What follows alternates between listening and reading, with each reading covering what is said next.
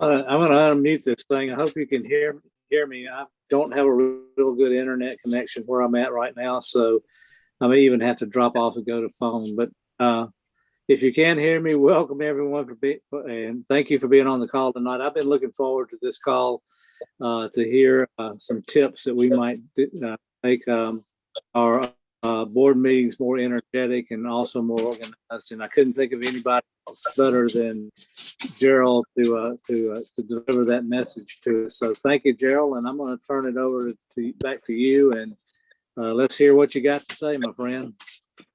Okay, well, thank you, Bruce. First of all, let me say,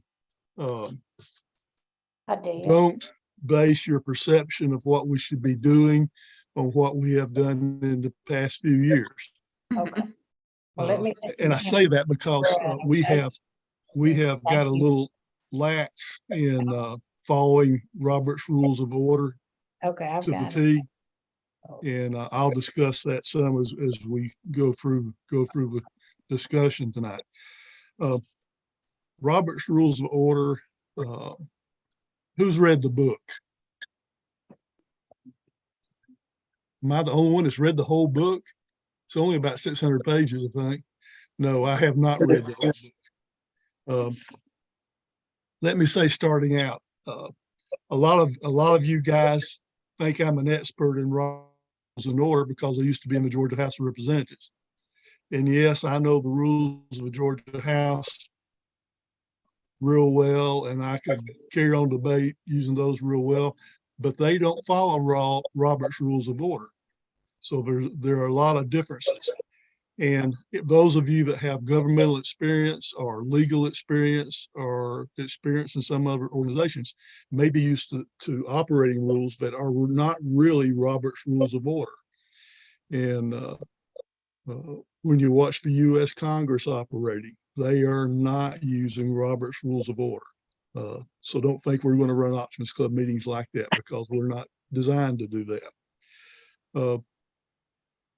Why do we have rules we have to follow? Well, I know you've all been in district meetings and probably more often club meetings where they seem to kind of get out of control. And if we didn't have any kind of operating rules, they would be out of control all the time and we really wouldn't get much done. So let's start out with, who was Roberts? Does anybody know who Roberts was? Roberts was actually Henry Martin Roberts, and he was a colonel in the Army Corps of Engineers back in the late 1800s. And he came out of a meeting in Washington, convinced there had to be a better way of doing things. And he sat down and started writing a set of rules and orders to operate his meetings out of. And that's where the Robert's Rules of Order started and came from. And they've been changed many times over the years. In fact, the latest edition is the 12th edition, which came out about a year ago, I think. A lot of what I'm going to tell you, probably, and most of you, I look at your faces on the screen, I know you're like me, you've been around this organization a long time, but there are some of us that have not.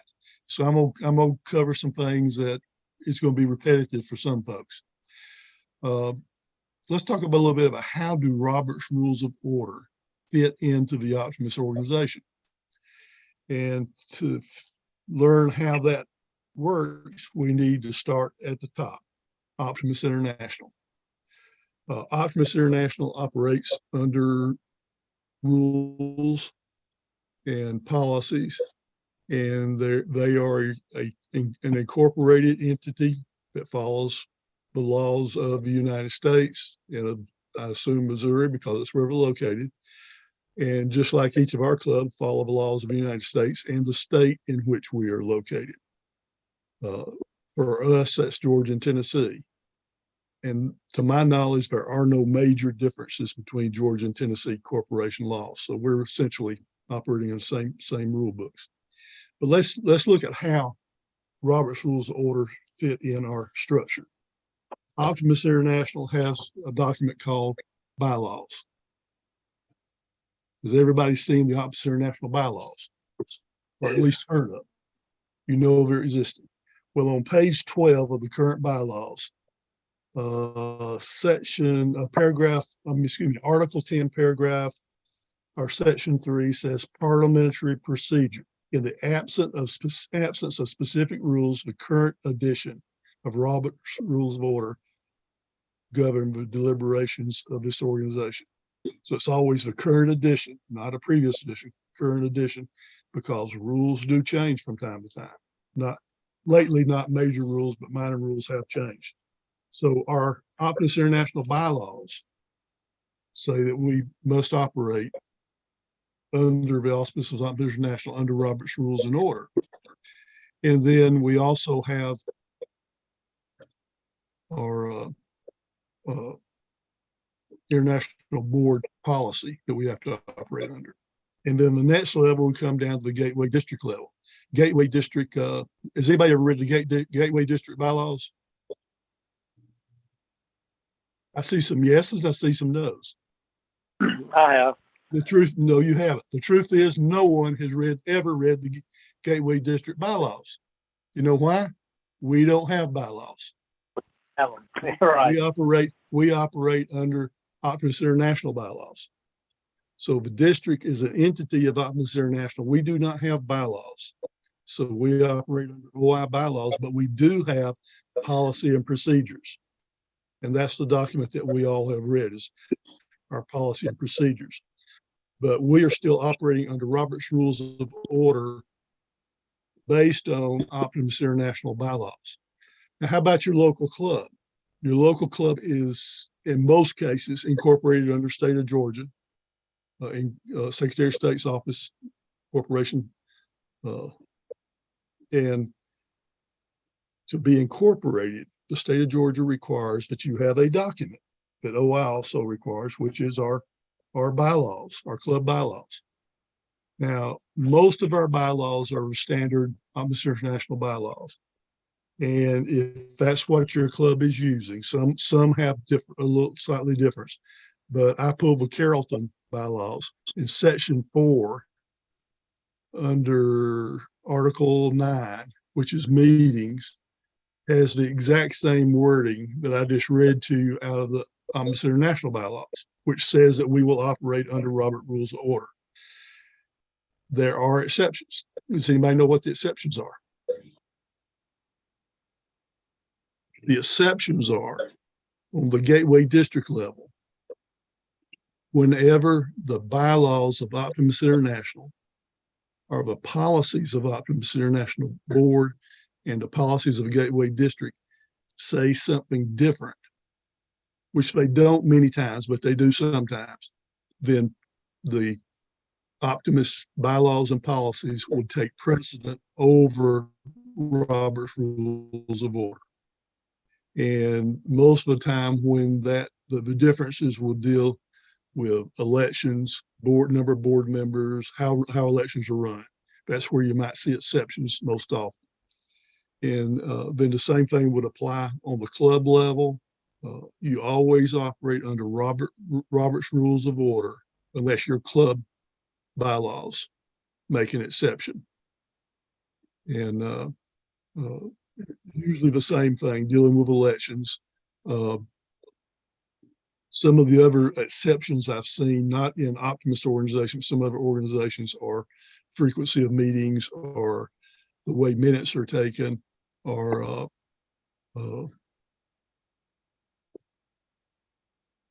time limits on speaking is a major one that you'll see sometimes. And none of our organizations have any of those that are different than Robert's Rules of Order. Okay, who should know Robert's Rules of Order in our Optimus organization? Who should understand them? Well, the answer is really we all should, but we need to take special attention to training our board members. And on the local level, in the club, and also in the Gateway District, we need to train our board members on how Robert's Rules of Order work and how they affect our organization. It's one thing that I think we probably really need to include during the time of new officer training at the convention. And the reason I say that is if your board understands Robert's Rules of Order, if your officers understand them, and if your members understand them, it's going to do two things for your organization. It's going to make everything run smoother, but it's also going to give your membership and your board members, especially, a level of confidence that will allow them to speak up in meetings and share their thoughts and their opinions. Sometimes they probably won't because they're intimidated because they don't know the rules of order. And I know a lot of people have come up to me after meetings saying, I would have said something if I knew when I could talk and knew how it worked. And sometimes I think we just don't train our people enough to where we have enough self-confidence to feel free to do that. Also, we need to train our boards under state law. We have a legal obligation to do that. Thank goodness I have never heard of a situation where there has been a legal challenge to anything in the Gateway District because board members were not trained. But it's a little booger bear hanging out there that could happen at some point. So we need to realize that we do have an obligation to train our people that have a legal responsibility to our corporations, our Optimus corporations. Also, a board that is trained in how Robert's Rules of Order work will run more efficiently, take less time to do their work, and we'll have more time to enjoy our lives, enjoy our time at Optimus Functions, and to complete the service projects we want to complete. And then last, if the board members don't know what to do, they're not going to do it because they don't know they're supposed to do it. So those are reasons we need to train our board on Robert's Rules of Order and on our bylaws. Okay, since we're talking about bylaws, let's touch on them just a moment. There are some common mistakes in bylaws. One of the things that we don't have as much now as we did at one time are the readabilities of bylaws. I can remember before we had a standard Optimus International guideline to follow, some club bylaws were just pages and pages and pages long, really with documentation that should have been in policy and procedures, not in the bylaws. So we need to make our bylaws readable. And one thing that we need to remember not to do is to repeat Robert's Rules of Order actually in our bylaws. And I've seen some club bylaws that have done that. And it's just taking up extra room because that paragraph that says we operate on Robert's Rules of Order, there's a little thing in law called inclusion by reference. And since we referred Robert's Rules of Order, every word, excuse me, of Robert's Rules of Order is technically a part of your club bylaws. It's a part of Gateway District's bylaws. So when we get confused on how we're supposed to do something, it's technically in our bylaws. We do it like Robert's Rules of Order says. And so there's no need to repeat that in your actual bylaws. Another question that a lot of people have asked me, I've actually had phone calls on this from several clubs in the past few weeks, saying we're changing our bylaws or we're voting on so-and-so. I'm club president acting as chair. Is it true that I can vote to break a tie? Who thinks that's true? Raise your hand if you think that's true. It's not true. Under Robert's Rules of Order, the chair always has the right to vote. Chair always votes. So if there is a tie and the chair is voting, then yes, I guess he could be breaking the laws. Now, if your bylaws specifically say that the chair only votes in case of a tie, which it can legally do, then that would be the case. But unless your bylaws specifically say that the chair or the governor on the district level does not have the right to vote unless there's a tie, then they always automatically vote. They're a member of the board, just like any other officer.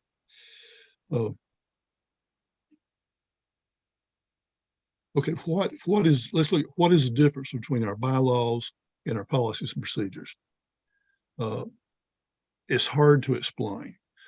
Used to years ago, and sometimes in some states up north, I think, bylaws are often referred to as a corporate constitution. Anybody ever heard that term? It's not used in the South much, but up north it's used more frequently. I think New England states more than anywhere else, where bylaws are called constitution. And in those areas, they call their policy procedure their bylaws. So it's easy to get all these confused. But basically your bylaws, if you look at, that's the backbone. That's like if you relate it to government, the bylaws are like your US Constitution, just with national government. And then our policy and procedures would be all the rules that Congress passes, all the laws that Congress passes. Those would be that's our operating rules that we operate on. And both are necessary for an organization to move to operate smoothly. Okay, y'all stop me anytime you might have a question. Raise your hand, get my attention. Albert, I see you've got your hand up. Yeah, Gerald, what I tell people about the difference between bylaws and policies and procedure is that policies can be overridden by the organization. You know, if you have a certain policy, then on a case-by-case basis, the organization can choose to go against that policy. Bylaws, however, are rigid, and they must be enforced, and can only be changed typically by like a 2/3 vote. That's correct. That's a very good point to make. And I've got 4 pages of notes, and I didn't have that in my notes, so I'm glad you brought it up. But that is very true. Has anybody ever been in a meeting, heard the motion made to suspend the rules? Yeah, a lot of times people think, well, they're suspending Robert's Rules of Order. No, Robert's Rules of Order can never be suspended. There's just no mechanism to do it, because as Albert said, it takes a 2/3 vote to change the bylaws. Plus, it requires a period of notification before you can change. You can't change bylaws in the same meeting the change is proposed in. You have to give the organization a notification. Some bylaws say 2 weeks, some say 30 days. It'll vary. But so you can't suspend bylaws during a meeting, but you can suspend a policy and procedure element in the same meeting. Now, there are a few things that are in bylaws and policy procedure, and just because if it's in the policy procedures but also in the bylaws, it cannot be suspended. You've got to follow what the bylaws said, as Albert said, and that's your backbone. That's your Bible. It can't be changed quickly or easily. And if you go back to probably Henry Roberts' thinking on this, there's a very good logical reason for it, and that is you want to prevent, in the heat of the event, your organization be taken over by a minority or a small element of your group. And by not allowing your bylaws to be suspended, then you're protecting it. It's a protection for your organization. Okay, let's look at and there again, anytime you got a question, just wave your hand at me and I'll see it. Let's look at some activity under your bylaws. One of the, yes, Linda. You are saying policies and procedures as if to me, it sounds like you're saying it as if the two go together. But policy and procedures is usually one document. Yes. Okay. In my work experience, to me, they've always been two separate things. Well, I understand what you're saying, and it is, depending on your work organization, probably a different animal. Right. Policies have always been something that has been voted on by the board. They're like the Right. rules that have been voted on by the board, Right. whereas Proc- procedures are is how kind of you're like the step-by-step right. That's how ways your things that's are how your done. management is implementing what the board has voted on. Right. Yeah. And things Uh, that, the policy, the procedures don't necessarily have to be everything that's in the Correct. Correct. policies. In other words, And if the your club has policies, policy, if your that's a very current example, if your club has policy and procedures, and I'd say probably 60% of our clubs do not have a written document. They should, but they do not. Mhm. But if your club has a policies and procedures document, it might mention your club policy on oratorical contest. Okay.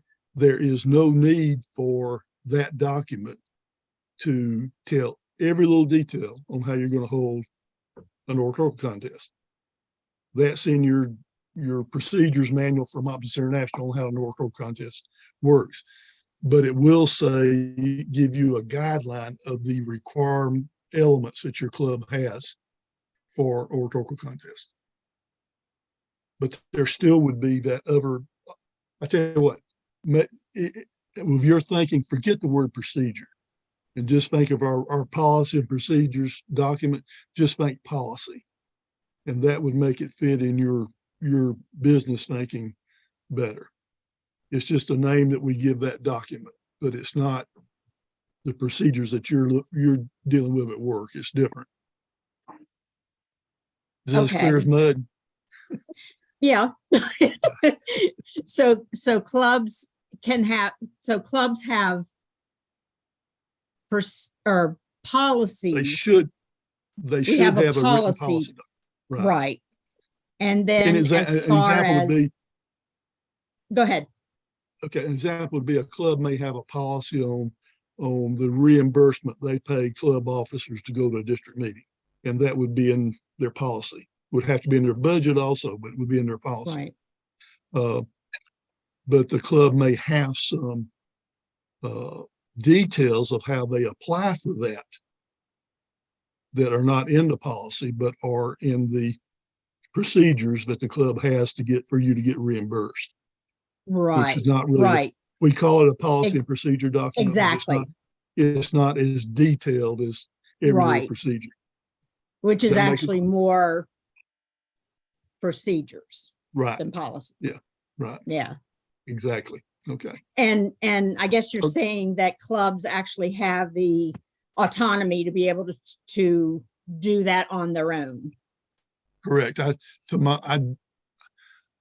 may be stepping on a ledge, but I don't think OI has ever required policies and procedures. Does anybody, Deanna, Albert, I don't think we've ever been required to have those.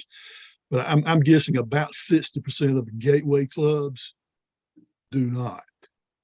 Oh, okay. And I'm basing that on the ones that talked to me during the process of writing some. Now, did they follow through and adopt them? I don't know, but I'm just estimating about 40%. Okay. Okay. Okay. All right. Thank Okay, you. let's look at, okay, sure. Let's look at a little bit how things operate under Robert Rules of Order. The one thing that we all are used to dealing with are when Governor Bruce is talking in a board meeting and somebody jumps up and say, I want to make a motion. We've all seen that, haven't we? We have been over the last several years real lax in making sure that we follow Robert's Rules and Order to a T. That's not a criticism of Bruce, it's not a criticism of my administration or Albert's. It's just we are all comfortable with each other. We haven't had any major issues that have been a conflict and disagreement. And sometimes it's easier to let an organization go with the flow rather than trying to be picky and look elitist. And so I haven't jumped up as parliamentarian very rarely and say, wait a minute, we can't do that.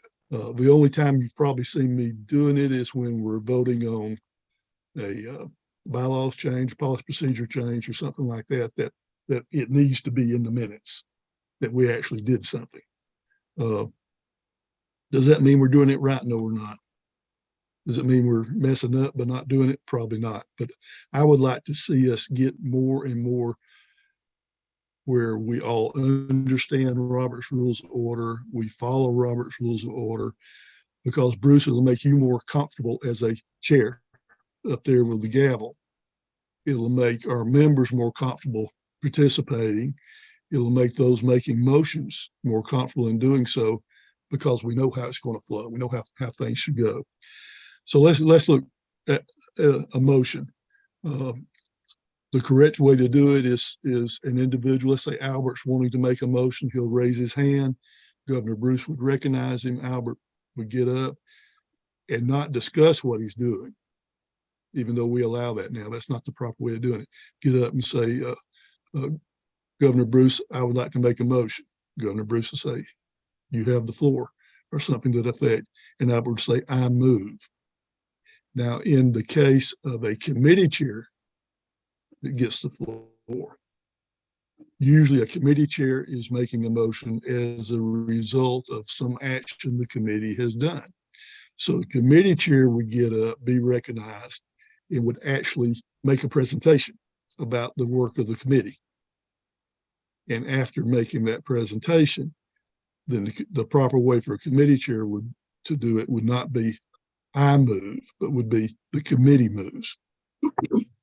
And when the committee chair makes a recommendation and the committee has voted on it, a second is not required. Okay, there's nothing magical about a motion getting a second, other than it indicates that more than one person has an interest in hearing the debate on the motion. And it's assumed, if a motion's coming from a committee, that more than one person has an interest in it, because the committee obviously voted on it and made a recommendation. Now, there might be occasions where a committee has met and discussed an issue, and the chair still wants to make a presentation, which is fine, that's proper. But there's not a motion from the committee to make a recommendation. Well, if the chair wants to proceed, the chair can then fall back and say, I move. And when a chair does that, even though it's still coming from a discussion in the committee, it would still require a second. Am I getting you good and confused now? So if a committee has made a recommendation and the recommendation is coming from the committee, then no second is required. Committee has not made a recommendation, but the committee chair wants to move on the motion, then it's coming from the committee chair as an individual and still would require a second. Okay, now here's a question I've been asked also. If I second a motion, do I have to vote for it? And the answer is no. And a lot of times people will second a motion because after hearing the motion, even though they may be opposed to it, they feel like it merits some discussion.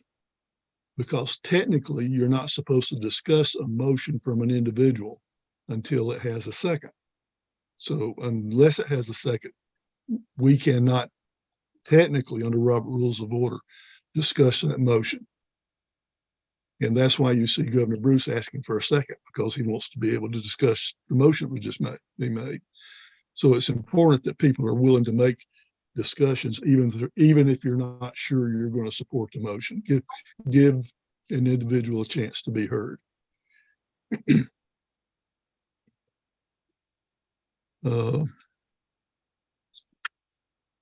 Okay, once the motion has been made and the governor or the club president on the local level has started the debate, several things can happen. one of the most often that we see is somebody presents an amendment. And an amendment can be made. Let me think, make sure I'm not saying it wrong. Yeah, an amendment can be made anytime you have the floor. You may make an amendment, may offer an amendment. An amendment, just like the main motion, would require a second before it would go forward and be discussed. Now, when an amendment has been made, technically, we're supposed to discuss the amendment with the motion. And then also technically somebody could vote to amend the amendment or make a motion to amend the amendment. And we have certainly seen that happen many times at district board meetings. And in the process of discussion, things come up and we realize that, yeah, we need to make an amendment. We need to make an amendment to the amendment. And you start getting above an amendment to amendment, it can get real complicated. And Governor, that's when I would advise that we ask that amendments be withdrawn and be remade, just because it keeps it easier. And you can do that unless you've got two opposite forces that are battling each other, and then that doesn't go very well. You have to move forward. After a motion's been made, amendments have been offered. You vote on them in reverse order. So if you have a motion, an amendment, and an amendment to the amendment, you always would vote on what was offered last. So the amendment to the amendment would have to be voted on first. If it doesn't pass, then fine, you go to the amendment. If it passes, then you have to look at how it changed the amendment and proceed accordingly. And if it moves forward, then you would be voting on the amendment as amended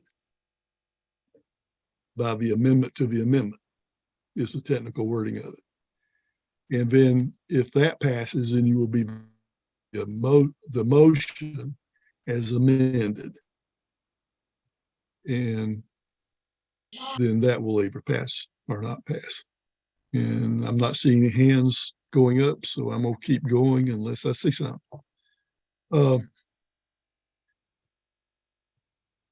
When do you discuss a motion?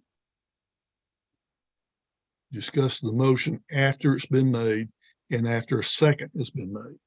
Then the facilitator, the chair, can open the floor to discussion.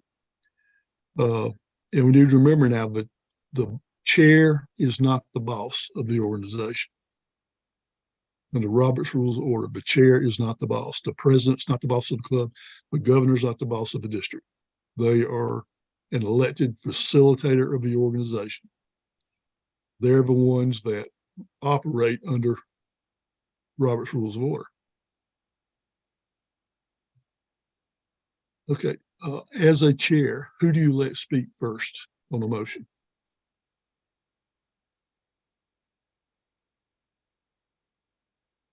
Governor Bruce, you're governor. You're doing a motion. You've got a second. It's time to discuss it. Well, this may not be the right answer, Gerald, but I'll take a stab at it. I would say the first person that raises their hand and is recognized at that point. You are absolutely correct. Once the motion's been made, it's whoever asks to be recognized first. A lot of people operate under the understanding that it's the person that made the motion always speaks first. Not necessarily. Sometimes I've seen people make motions and never speak on them. So it's not always the person that makes the motion that speaks first. Oftentimes it is because they're standing up and they're ready to go and they want to be first, and that's okay. Okay, we've had the motion, we're having discussion. Let's say Kathy made the original motion, and then Albert spoke, and then Deanna spoke, and then Kathy's wanting to say something else, and Linda's raising her hand, and I'm raising mine, and Robert's raising his. Who goes next? Is it Kathy because it was her original motion?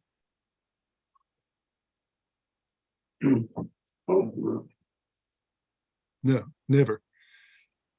Nobody ever, under Robert's Rules of Order, nobody gets to speak twice until everybody that wants to speak has spoken at least once.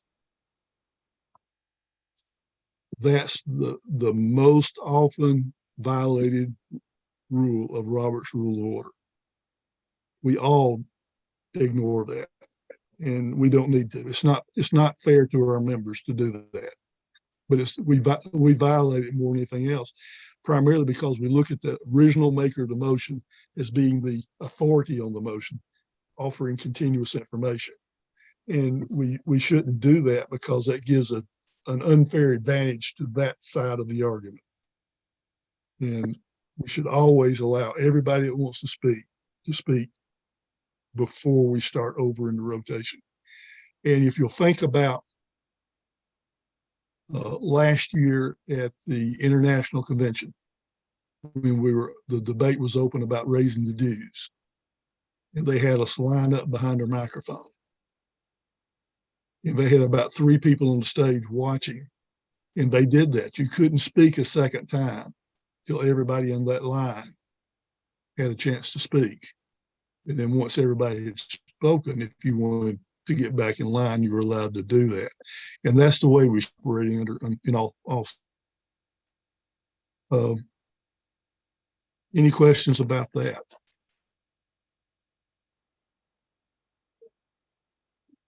Well, we finished page 1. I've only got 3 more to go. No, it's page 2. Yeah. Okay, how do we have debate on the motion? I know Robert's Rules of Order uses the term debate on the motion. I don't like to use that because it kind of makes it sound like that we're always fighting with each other. I prefer the word discussion. But let's use the word, how do we have discussion on the motion? Well, I guess what I'm saying is how do you as an individual discuss the motion to the group? And there are some steps you can take to do a better job in discussing the motion. Have you ever been in a district meeting, somebody made a motion, and 20 minutes later, after everybody's discussed it 3 or 4 times, we've had 2 or 3 amendments I've lost, it's time to vote, and everybody turns to everybody and says, now what are we voting on? It's because a lot's happened since that original motion's been made. And the secretary says, Governor, could you restate the motion? And the governor goes, I don't know, that was 20 minutes ago. Well, it is proper etiquette when you're in the discussion on the motion, when you get up to discuss the motion, for you to restate the motion. If the motion, say, was made that the district is going to buy all lieutenant governors a beanie hat to wear at all district meetings. I vote no. Got to vote no over here. And we've had all kinds of discussions, and we get ready to vote, and nobody can remember what we're voting on. Well, proper etiquette is you want to get up and say you vote no. You're going to say the motion was to buy all lieutenant governors a red beanie hat to wear at district meetings. Then you would state that motion when you start out. You would state, I understand the motion is such and such. And then regarding that motion, and then you can state your opinion and facts. Always please try to identify your opinion and differentiate them from facts. Such and such are the facts. We don't have the money. I don't like the way the beanie hats look on certain lieutenant governors, so I don't want to buy them. It's my opinion, we shouldn't buy them. Separate the facts from opinions. And the last thing you should do before you sit down is ask for support. You don't say, please support me. Because when you're going through a long discussion, and there will be people in the room going, all right, she's made some good points, but which side is she on? So always when you finish your discussion, you go to sit down, say something like in completion or to sum it up, I would like for you to vote no, or I would like for you to vote yes on this motion. Just let people know how you want them to vote. They've given you an opportunity to speak. They've listened to you. Tell them what you want. I'm making a real glance looking at people. Those of you that I see, that I know, I think most of you feel comfortable in speaking at district board meetings. Now, I've heard most of you speak at district board meetings, but that should be our number one goal of using Robert's Rules of Order, is to use them in a way that make people feel comfortable. We don't want to use them as a weapon to silence certain groups or silence those with certain opinions. We want to use Robert's Rules of Order to be inclusive, to give everybody a chance to express themselves. In the process of doing that, you might hear somebody get up and say, I have a friendly amendment. Have you ever heard that? I have a friendly amendment I want to make. Well, I think we had that statement made when we were discussing our current district fundraiser. I don't remember the exact details, but somebody said, I want to help you or something like that. And they made a suggestion. But friendly amendments can be offered. They're offered by somebody that's supporting the motion, but they have an idea they think will benefit and help the maker of the original motion. They can be recognized and make the statement, I have a friendly amendment. Make the amendment. And the chair, the best way for the chair to handle something that's been proclaimed as a friendly amendment is to ask, is there unanimous consent to accept that amendment? Right then, when it's made, is there unanimous consent to accept that amendment? And if it's a true friendly amendment, you probably will get unanimous consent. And that will make things go faster, eliminates a whole nother set of debates, and just makes things more smoother. If someone, it just takes one person in the room, does not like the friendly amendment and votes no, then you have to handle it like a regular amendment. But you've at least made the attempt to speed the process up by using a friendly amendment. Has anybody ever heard the comment, I have a point of order made during discussion, point of order? There's a lot of misunderstanding about what a point of order really is. If you follow Robert's Rules of Order and you use the terminology point of order, the chair recognizes you. What you're really doing is telling the chair that they are doing things wrong. Because a point of order is calling out a mistake in following Robert's Rules of Order. Now, a good chair will never be bothered by a point of order. It will always welcome points of order because they help him or her run a more efficient meeting. And if a discussion has gotten off course, it's easy for a chair to get off course in their thinking. And points of order are used to bring the discussion back where it should be, bring the motion back, and get everything on kilter. I have, as parliamentarian for the district, I think I've only done that one time, and I think it was under David Jordan's administration at one of the conventions, and we had a real an issue, and I don't remember what the issue was, but a real debate on it. And he let the discussion get a little off course, and I had to bring it back. But any member in the room, any member of the board can make a call for a point of order and steer the discussion back like Robert's Rules of Order require. Another instrument you might hear is a parliamentary inquiry. Anybody ever heard of parliamentary inquiry in a meeting? That technically, the purpose of a parliamentary inquiry is to ask a question about the rules. a lot of people try to use a parliamentary inquiry as a weapon in debate or in discussion. It's not designed for that. And those of us that know what it's meant to be and everything, it's kind of offensive to try to use it for a weapon. It should only be, in its proper use, should only be used in inquiring about the rules. And a good example might be if you've got an amendment to a motion that has changed the motion somewhat, you might ask for a parliamentary inquiry for the chair to explain where the motion is now, what we're going to actually be voting on.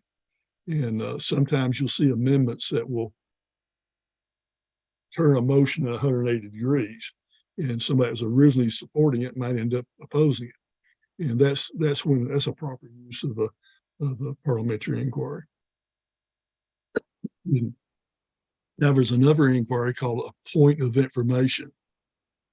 And we have done that quite often on the district level and on my club level, but we don't say that, we don't call it that, we just get up and ask a question.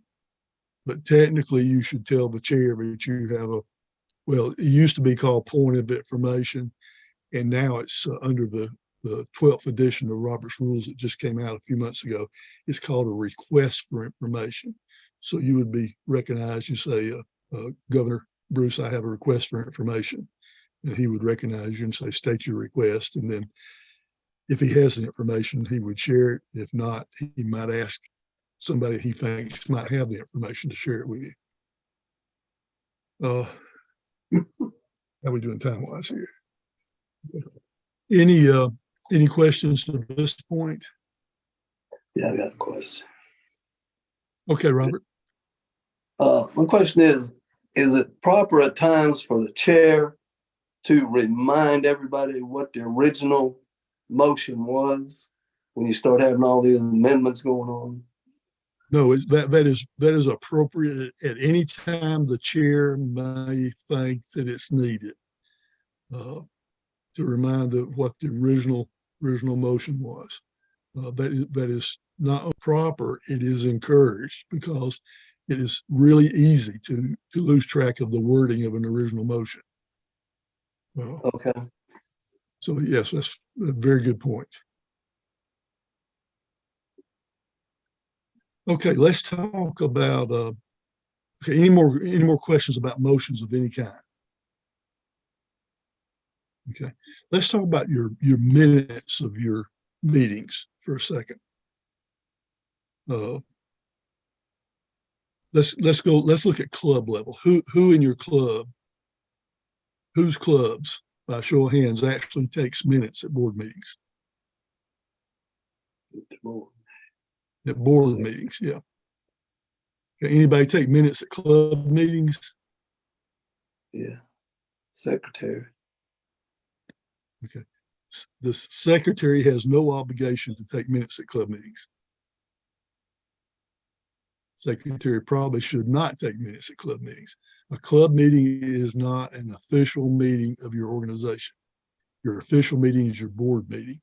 Now, does it hurt to take meetings at a club meeting? No, it doesn't. If you want to keep a record of them, it doesn't hurt anything.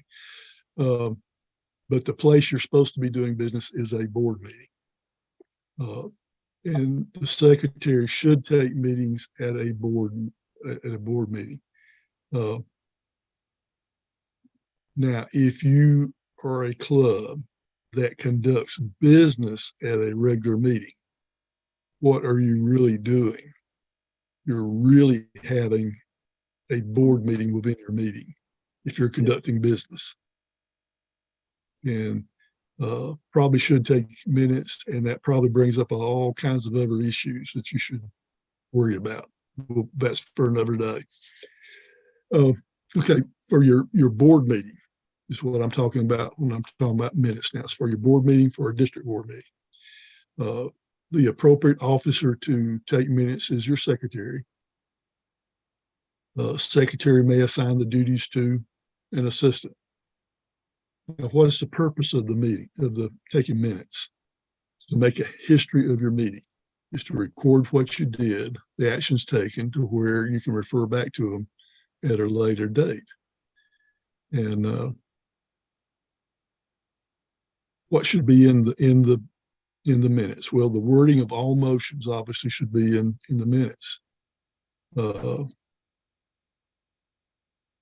Should a statement, the Governor Bruce called the meeting to order and welcomed everybody and told everybody how proud he was of them for so and so and so and so.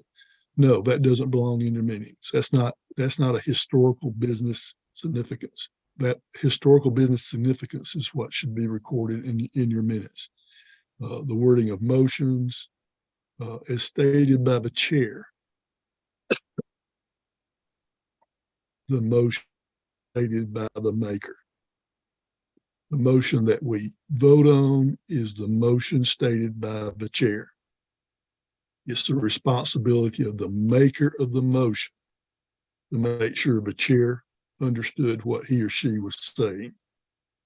If the chair misstates the motion, then that would call for a parliamentary inquiry, parliamentary inquiry from the maker of the motion to get that corrected. Okay. The wording of the motion is stated by the chair. Who made the motions in the second should be in the minutes. And then what action was taken. It was defeated, motion was approved, motion was tabled until next meeting, or whatever action was taken.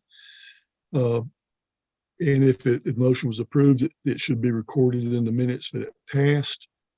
The exact vote does not have to be recorded. Just motion passed. You don't need to put it past 10-2 or past 10-7. You just put it, motion was passed. Unless there was a roll call vote, then the secretary should and must put the exact vote if there was a roll call vote called. And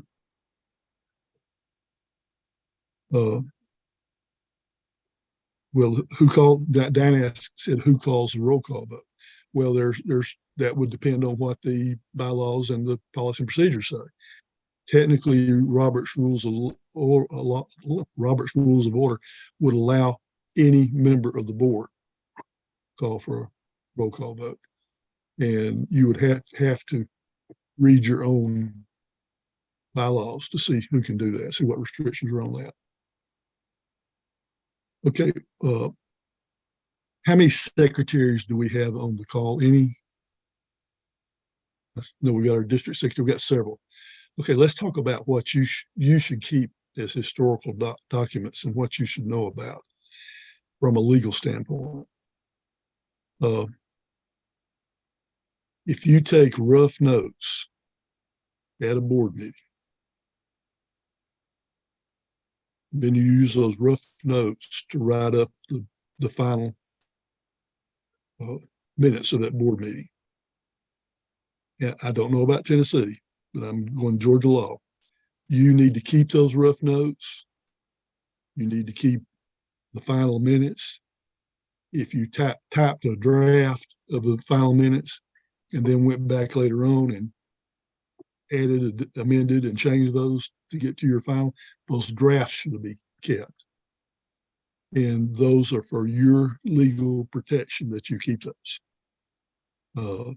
Because they could be called into evidence under Georgia code if there ever was a lawsuit involving the corporation.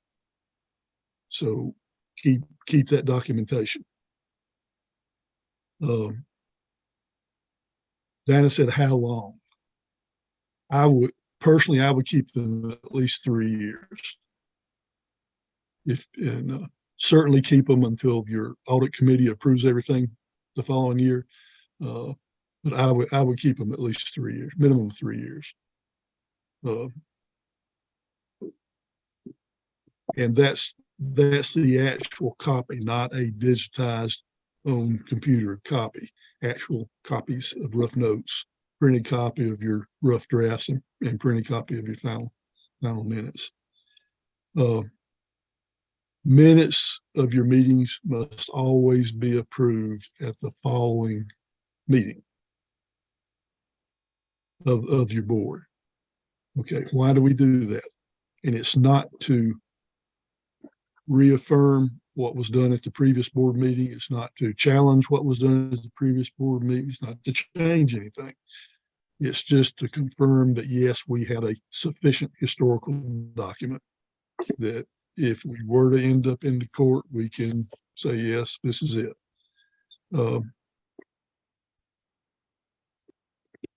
Okay, your minutes are not like a court transcript. We don't need a who said what about what to who during the meeting. You want the high points. Now, if you want to make bullet points of a discussion, that's fine. I would not even bother to put people's names in the minutes. And remember, all your notes in the final problem are legal documents in the state of Georgia, and I'm sure the same thing applies to Tennessee.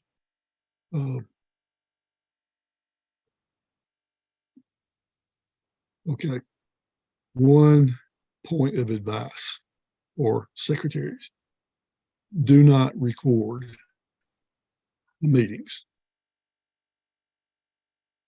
especially on your cell phones. And that's again for your legal protection, because if you do, all recordings become legal documents and can be subpoenaed. And if it's on, then that means your whole phone can be subpoenaed. We don't want that. You don't want that.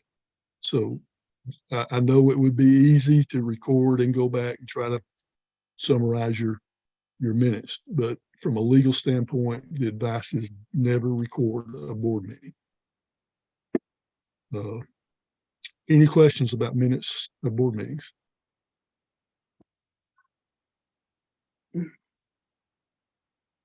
How's that for taking an hour? Yeah, are any questions about anything? Okay, I told somebody I wasn't going to have slides. I was going to do it the old-fashioned way, and I can't remember who it was said, well, I need to go get my pen and paper now. Well, I've got something for your pen and paper now. I've got two web addresses I want to give you. www.robertsrulesmadesimple.com and www.parliamentarians.org. And those are probably the best two resources you can find on the internet for reference to Robert's Rules of Order.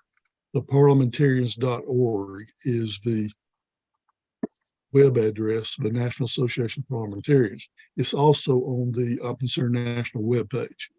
You have to look for it a little bit, but it's on there. And the Robert's Rules Made Simple is a web page that belongs to one of the presenters in the Robert's Rules of Order modules on Optimus Institute. Janice, I see your hand up.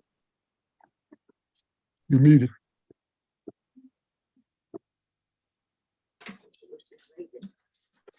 I was There you just go. going to say that on Optimist Institute, there's like 5 different modules that they've come up with for Robert's Rules of Order minutes. One thing, and it's the presenter is Susan Leahy, and I've seen her for years under IAAP. She's an excellent presenter, but Yes. she's the one with the simple rules. Right. Made simple rules. But on your talking about and I'm inserting this after you've already gotten past that, but on the chair, Susan Leahy put it out as they are a servant to the group. Yes. Not Exactly. Using this as a weapon, but as a team building thing. But correct me if I'm wrong. The person that makes the motion can speak on their reason and everything first and last. They have a right to do that. And multiple times in between. Right, but But yes, you're that's when correct. they're supposed to do it. And the chair cannot give their opinion. The chair is there as a facilitator and does not express an opinion as to whether it is a yes or a no. Is that correct? Unless the chair wishes to relinquish his chairmanship Right? for the remainder of the debate on that issue. He can Does do it have to so be the remainder of the debate, or can it be on that issue. on that Yes. one motion? On that motion. Once the chair chooses to express an opinion, technically they're supposed to relinquish the chair to someone else, step down from the podium, and operate just like a regular member, stand in line to be recognized to express their opinion. They should not, because it would become a conflict of interest for them to recapture the chairmanship of that during that motion. They can as quick as that issue is dissolved. An example would be, this is one thing that follows Robert's Rules of Order in the Georgia House, the Georgia State Senate.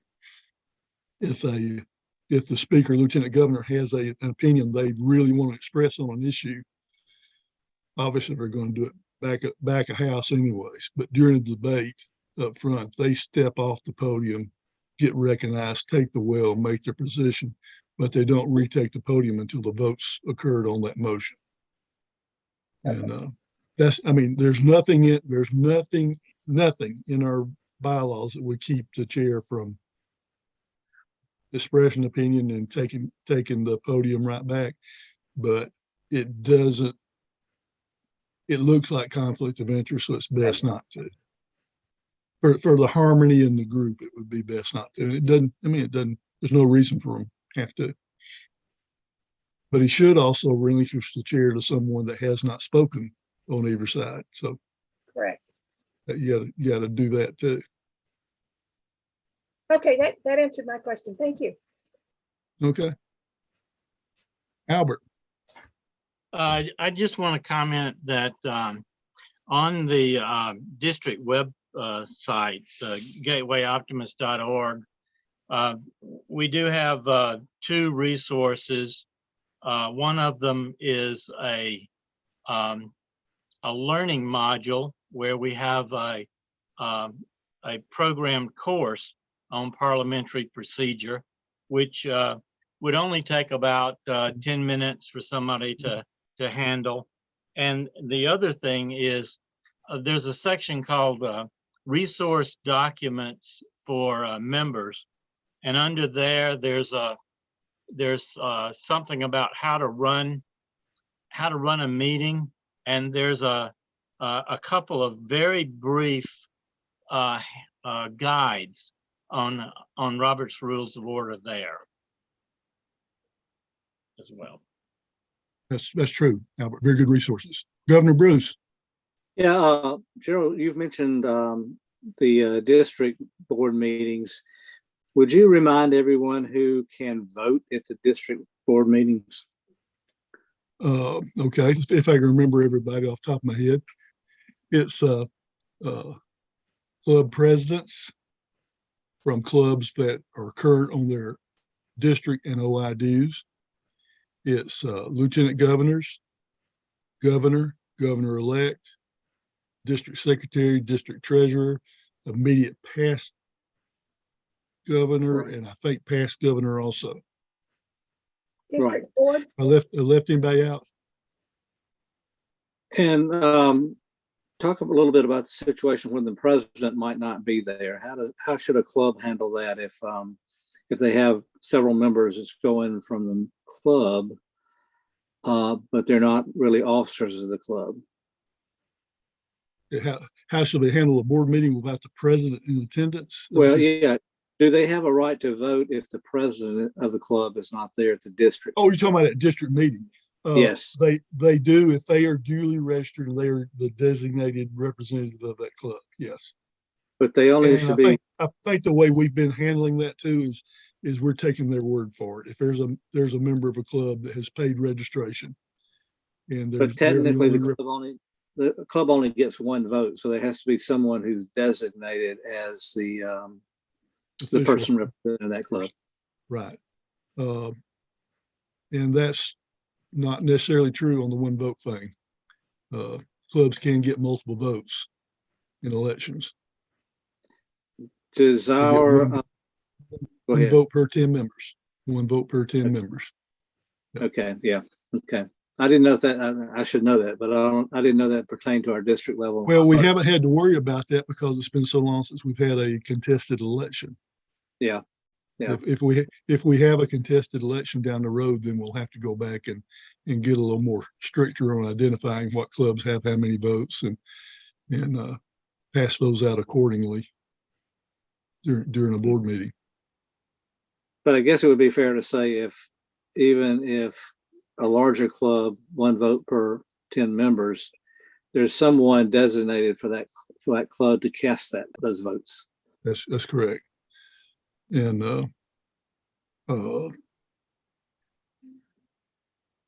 I'll have to go back and look, but I think a club could actually decide if they've got, let's say a club has 10 votes, got 100, I guess that'd have to be Gilmer County, wouldn't it? Have 100 members, they get 10 votes.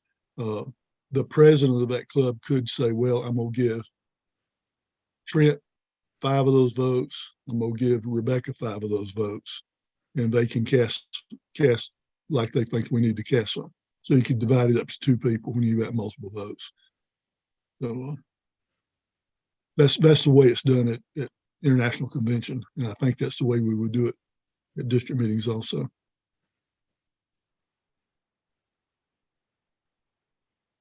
Hey, Gerald, this is David. Yes, David. My understanding that only applies for the convention and not at the regular board meetings. I'm sorry, what? My understanding was that only applied during the convention Correct. You're correct. You're and absolutely not at all board meetings. No, correct. That's why I said it applies to elections. I think it's where elections at the regular convention. That's the reason we don't worry about it at the regular conferences. unless we have a contested election. Which would be at the convention, not at the conference, Election, yeah. under normal circumstances. Mhm. Yes, Yeah. We're having a discussion a bit in our club about whether the president could make a motion or whether he or she was to say they would entertain a motion and somebody else would make the motion. it would be technically proper either way. There again, you get into a situation if a president or governor, and I did it when I was governor, makes a motion, they have taken a side. They've expressed their opinion. Technically, it would be best if they relinquished the chair if there was obviously some opposition. The motion I made, there was no opposition, so I just went right on through it. But technically, a president or governor can make a motion or can make a statement, I will entertain a motion. It's correct either way under Robert's rules. Okay. The other thing that I should have said a while ago when we were talking about a chair entering the discussion, the chair would be obligated to comply with all the other rules of the debate. In other words, speak once and not speak a second time until the rotation comes back is the big one. And I think sometimes that's hard for a chair to do, because we're used to speaking when we want to. Any other questions? I see a lot of lieutenant governors on here. I see a lot of folks I know are going to be lieutenant governors next year. In your planning your new year with your zones, I would love to come to a zone meeting and talk about Robert's Rules of Order and how to run a board meeting. I would really love to have an opportunity to train your board members at a zone meeting, to tell them it's going to be more than an hour meeting, and let's really dig into how you run how you operate as a board member. And I think if we can start doing some of that on the club level and let it trickle up through zones and into the district, it's going to make things run more smoothly on the district level and make everybody more comfortable in participating in board meetings. Well, Governor, I guess I turn it back over to you. Thank you very much for paying attention tonight. I know this was an exciting subject. Yeah, thank you, Gerald. I feel like I'm as confused as if I was doing my tax return now. So be prepared to be right beside me on the next two meetings. I'm going to pull you up to the front, and you're going to sit right beside me and make sure I don't mess things up. But thanks for your expertise. We're lucky to have your expertise on how we handle ourselves from a business perspective. And this has been a great opportunity to learn more about how we do that. So I will turn it back over, and I want to thank everyone before we turn it back over to Kathy. I want to thank everyone for being on the call. I think we had 26 people, maybe 26 people on the call tonight. That's a good turnout. Please pass this information along. If you're here representing your club, please pass this information along to your club and share the references that Gerald has given us. And I'm sure Gerald, like as he said already, wouldn't mind getting a call if you have any questions around how we follow the parliamentarian rules and how we conduct our meetings. So thank you, Gerald, and I'll turn it over to Kathy. Okay, well, thank you again, Gerald. Great information, and I hope that we can count on you at the convention to do a little bit more of that with the incoming officers. I hope that you'll all join us for our next Train Tuesday, which is going to be April 11th, and that will be Kathy Forster, Governor-elect Kathy Forster, will be seeking her rising stars and hoping to catch one or two of those rising stars.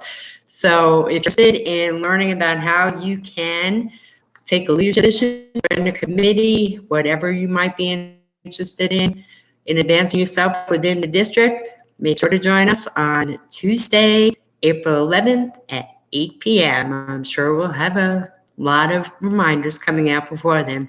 And thank you all for attending tonight. Be well. Thank you, everybody.